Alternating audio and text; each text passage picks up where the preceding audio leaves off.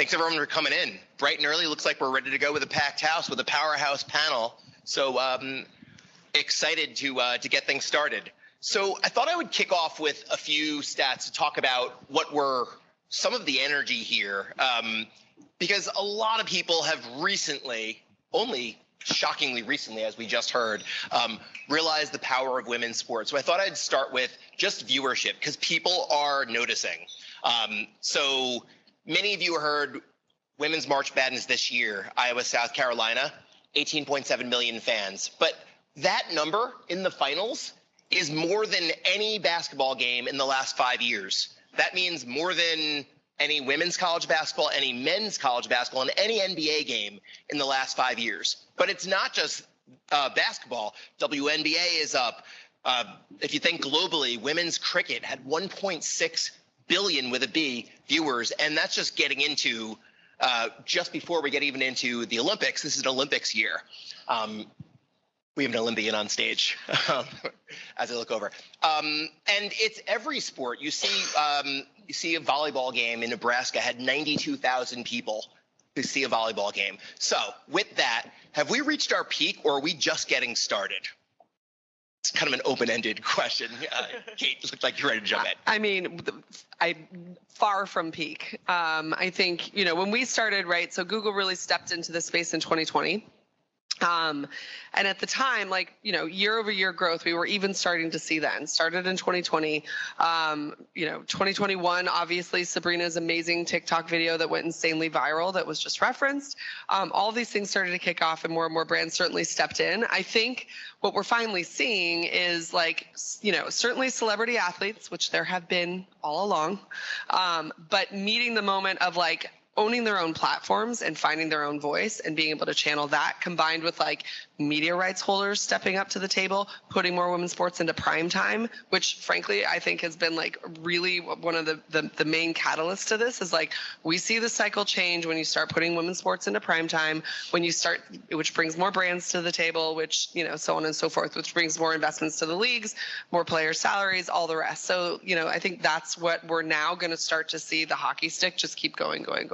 Yeah, I don't think we've reached our peak until we stop saying this is a women's basketball game. It's just a basketball game, right? And to me, that's when we're truly going to get to equity, when we're actually just talking about, hey, did you see the game last night?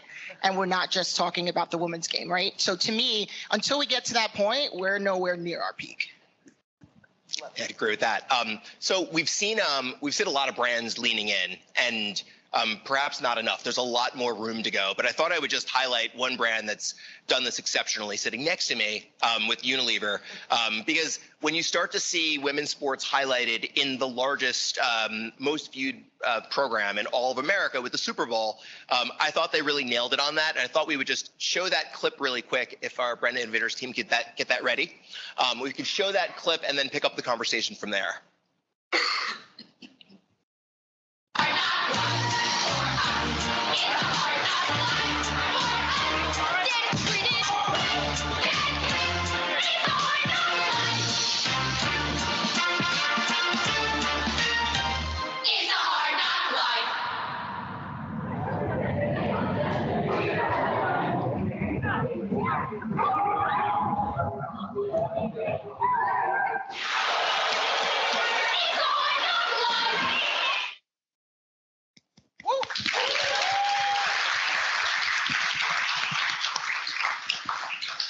Thanks.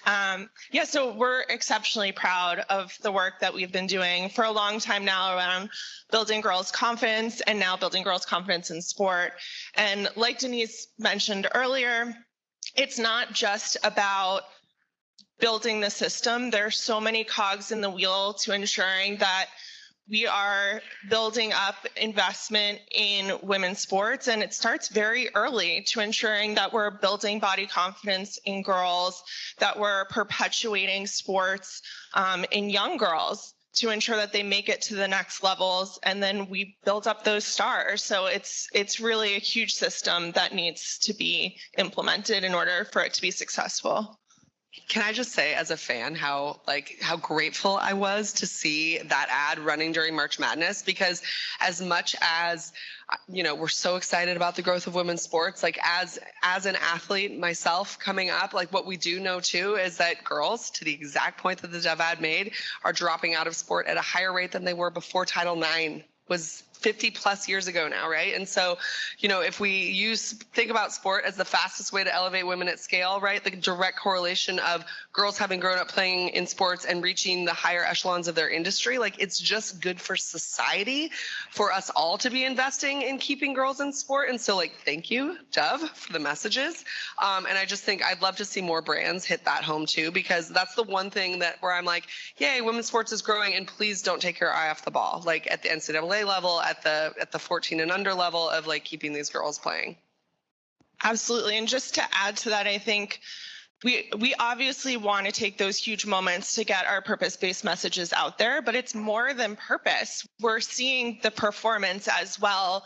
We're partners for the World Cup as well, and we debuted ads in the Women's World Cup in Australia in 23 that featured one of the stars of the women's team, Trinity Rodman. And we've long been inspiring with our degree brand for movement. It was a perfect moment to bring forward some of those stars that maybe don't get the attention or haven't yet, and being able to feature our brands within some of those huge moments, one of the biggest sporting events in the world, and continuing to find those moments where not only is it purpose-based, but it's also driving results for us. So it's very important that we continue to invest in those moments where there's such huge engagement in audiences. With so many companies seeing results that Amanda's referring to, it's been really great to see so many companies saying, how can I get in? And there's a lot of things that are not the NCAA tournament, and brands are entering at different levels. So I thought I wanted Denise to talk a little bit about how you've been taking some steps to make it easier for some of your partners in order to buy in. Absolutely. Obviously, that is in the creation of our women's sports marketplace. And what we wanted to set the record straight about, honestly, it's not just about, hey, go out and buy spots and dots. That's the farthest thing from our mind. GroupM has a rich history of finding blank spaces in the marketplace and filling them. And what we saw is that it was really hard to find women's sports. Right? There's so many vendors out there, and they're offering all of these smaller opportunities, larger opportunities. It isn't just, hey, I want to sponsor the NCAA desk of the Women's Final Four. There are so many opportunities, from grassroots efforts to really high-level sponsorships, really digging in on even NIL deals. So many clients have come and said, how do I participate in this space? So our objective with the women's sports marketplace is really to sort of start tiering that and putting some sort of library content together, just so that we have a place to find it. And we can start looking at opportunities side by side and start to realize how we can impact a certain sport. And once we have that in place, then together with our clients, we can use our scale and clout to actually start creating richer opportunities, first look opportunities. So it's funny, because as you go through the industry, you're like, well, everybody's going to be buying women's sports this year, right? Well, that's not what we're trying to do. We're trying to go a level deeper and create an organization around women's sports, right? Almost creating our own league that goes across multiple sports and multiple opportunities, because we know that there's such a richness there, and we want to be the ones to capitalize on it. And then just I don't know if this thing's on. I don't know. Anyway, I talk loud. So thanks. Just to kind of build on that, our clients do a great job across GroupM, and following our clients' leads and how they've already activated in the space. I mean, we have 2 clients here that have shown other internal clients how they can actually move forward and be part of their brand. Clients like Ally, Adidas, we have so many clients that are deeply ingrained in the women's space already, and we really just want to bring everyone within GroupM together to see how this is done in the proper way and to engage in it and really create this marketplace. And again, we call it a marketplace because it's not just an upfront, it's our full year. It's engagement across sports all year round, content like Denise is talking about, NILs, but but making sure that it's not just one-off ideas that are being done. And there's a true strategy around women's sports. Yeah. And I love how in Marty's department, he's advising on all sports. So it's not just, all right, let's have a women's sports conversation. There's partners that can come in talking about men's and women's together and figuring out how they're going to reach different audiences.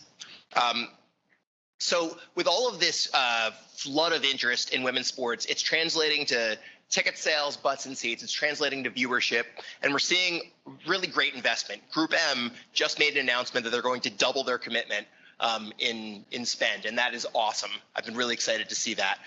Thank you, GroupM.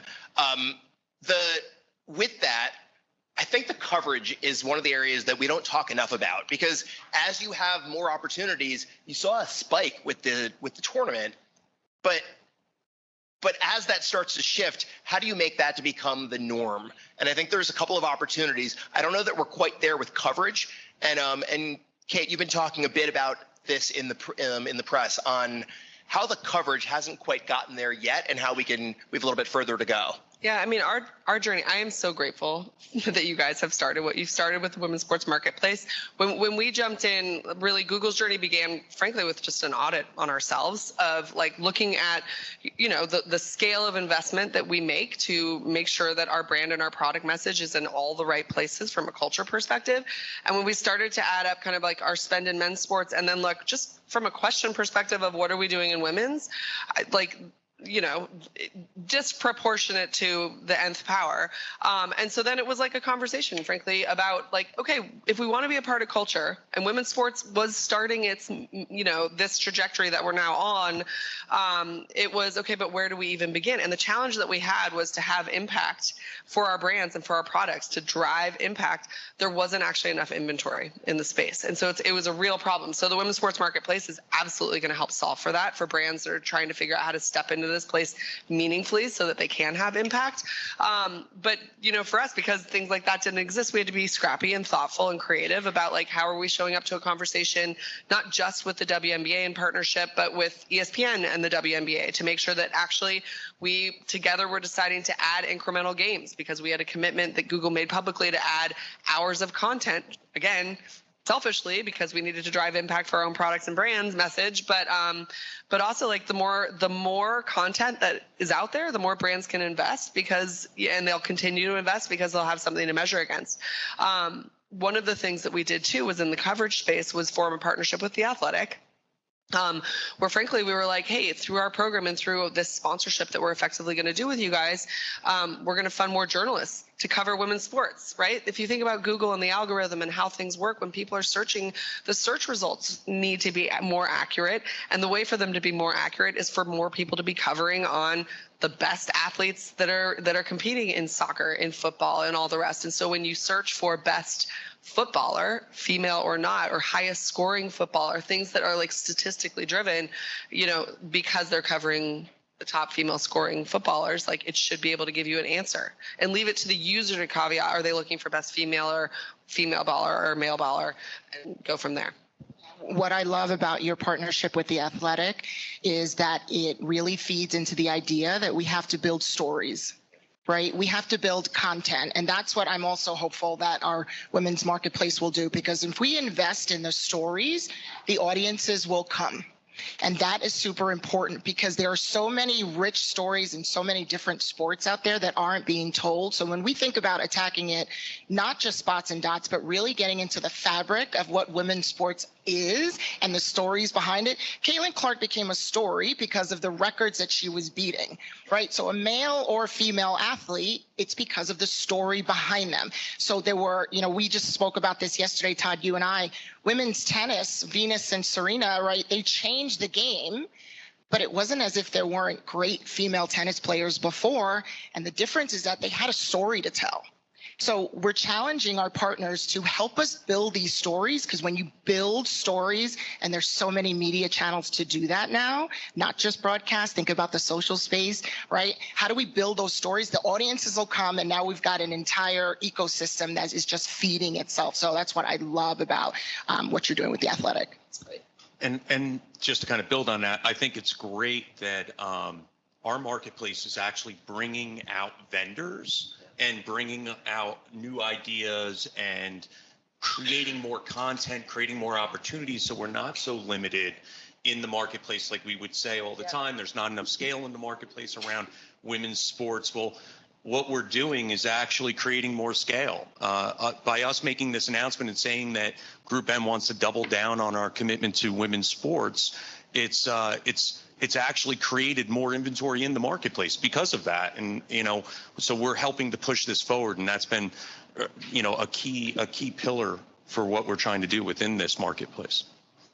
And also within the coverage piece, it's both illuminating stories that were already there that just didn't get enough coverage, as well as creating new stars in there that were already doing amazing things if only we would listen, if only we would watch. So there's lots of stars there. Maybe that's Coco, maybe that's Angel Reese, whoever the next star is. Caitlin Clark, we happen to focus, and we really did capture all of our attention.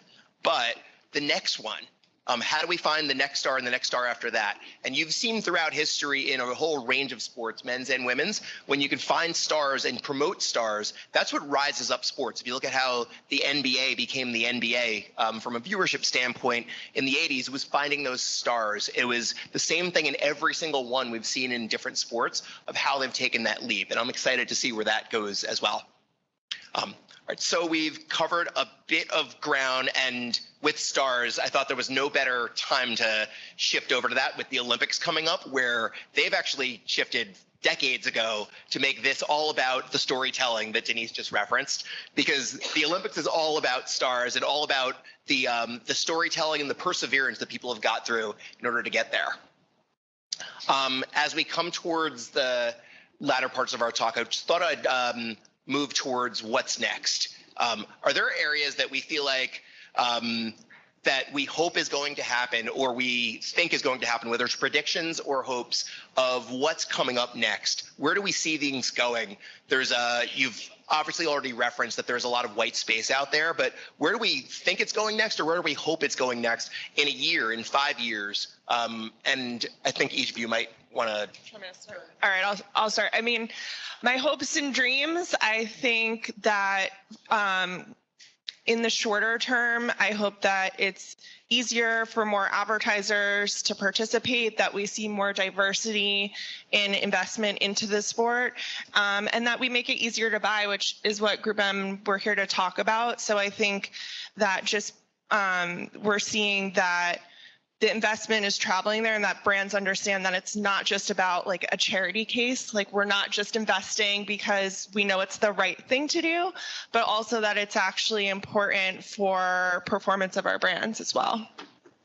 I mean, so I think one of the stories that we're seeing coming out of March Madness too is the responsibility of brands to tell the stories that, frankly, the public is tuning into through our creative and all the rest, right? Same thing as it is the responsibility of the coverage and the players that we're elevating in the sports reporting, right? To focus on the diversity of stories. I'm really proud of the work that we're doing now in our partnership with the NWSL. We have our head of Pixel culture marketing here today, and we have an amazing partnership with the NWSL. I'm so pumped about the athletes that we are signing as part of that, and how, as a brand, we're stepping up to the responsibility that we have to put like a lot of diversity and stories into the creative that we're telling, not just the ones that culture's feeding us to tell. So I think there's a lot of hope in that, especially as more brands come into this marketplace.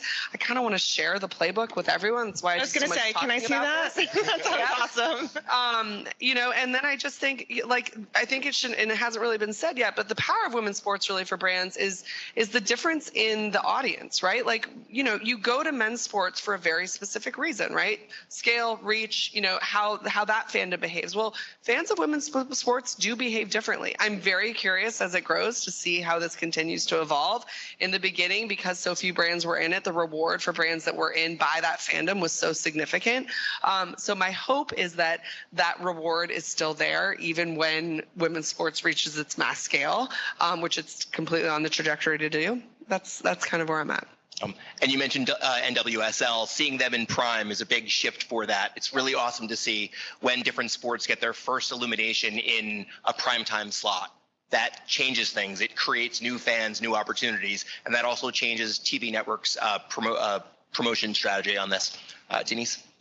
For me, I have two hopes and dreams. One, that we will have a weekend that's just called Final Four, and it's men and women. I think that's phenomenal. So that's number one. And then number two, I would love to see female athletes show up in more creative in our ads. Because if they start showing up in that creative, that means they've reached a level of not notoriety, but recognition.